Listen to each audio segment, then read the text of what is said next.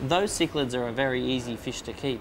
The most complicated issue that you're definitely going to have to deal with is the mixing of the cichlid, both with themselves and other types of fish. Because a cichlid is a highly intelligent fish, you never know exactly how they're going to react when introduced to another tank mate. One of the easiest things to remember is that the younger the fish, the more compatible it tends to be with its tank mates. If you get a whole bunch of small cichlids and introduce them together, the chances of them getting along and growing up together is quite significant. On the other hand, as the fish get older and get used to their ways and used to the fish they've grown up with, they tend to be less compatible with other tank mates. The safest bet is to have an aquarium pretty much full of cichlids, though other people like to wean other types of fish in with the cichlid for diversity amongst the aquarium. This is very much a hit or miss tactic.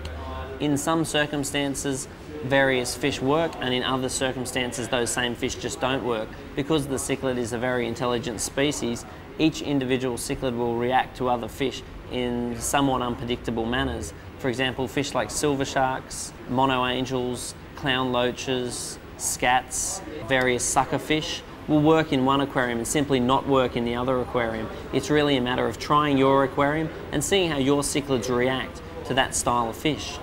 In general, the larger the cichlid, the less compatible it is with other tank mates. If you have a, for example, large Mabuna or large type of African cichlid and try and introduce it with other fish, there's a much lower chance of that fish getting along because it's grown up and become accustomed to its territories, its tank mates, and is generally less able to adapt to a new environment and is more likely to be irritable and aggressive than a smaller one, not unlike humans.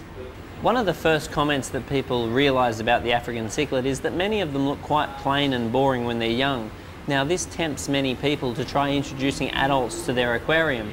In general, it's better to be patient and put the juveniles in, let the juveniles grow up and get used to the aquarium as it establishes.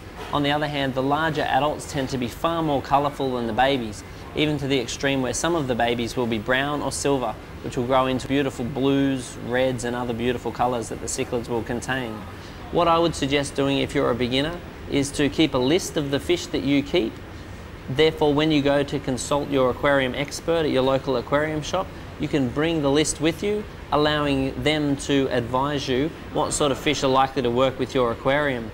The first thing to consider is how aggressive the fish are. Obviously, if you put a fish into your aquarium that's more aggressive than the fish you've got, it potentially could kill some of the fish in your aquarium. As well as that, if it's not aggressive as your fish, then it may get killed by the fish in your aquarium. When you're introducing the fish, this really needs to be considered. Also, the pH of the aquarium. You don't want to keep an acid type aquarium and go putting in a fish that prefers alkaline pH, otherwise the chances of it getting sick is of course very high. Also consider the amount of salt that they advise that you put into the water and the types of food that you should be feeding them. Understand what it is that you feed your current aquarium and make sure that it's acceptable diet for the new fish that you introduce.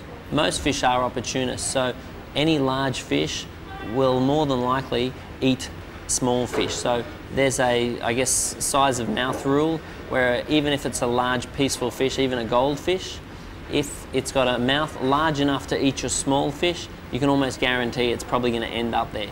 So with this combination of fish, while they're small, they all will tend to get along. On the other hand, as they grow up and personalities develop, you can have one aquarium with this same mix of fish and all the fish can seem to get along with no problems whatsoever for years.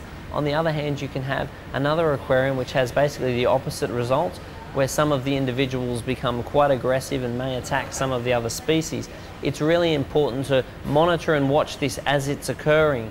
Now, generally it'll be one instigator that will cause most of the aggression and problems in your aquarium, because the key is the dominant fish. If you've got a dominant fish in the aquarium which is acting slightly aggressively between most of the fish and exerting its dominance and interrupting or breaking any fights that break out between the fish, then you'll find that the fish will grow up well.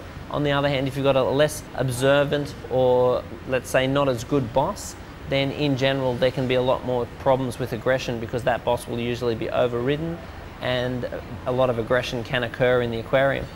Every aquarium will have a hierarchy. There'll be the boss, then the second boss, then all the way down to the biggest wimp. Now the boss's job should be to control the rest of the fish. If this is working properly, then the hierarchy of the aquarium should not change. On the other hand, if the boss is not controlling the rest of the ranks and hierarchy is changing, you will result in a lot of aggression being in the aquarium. So how aggressive the aquarium is governed by how many fish are in the aquarium, what type of fish are in the aquarium, and who the boss of the aquarium is. So in this aquarium, I'd be watching the silver sharks and the loaches as being the more peaceful fish that may get picked on.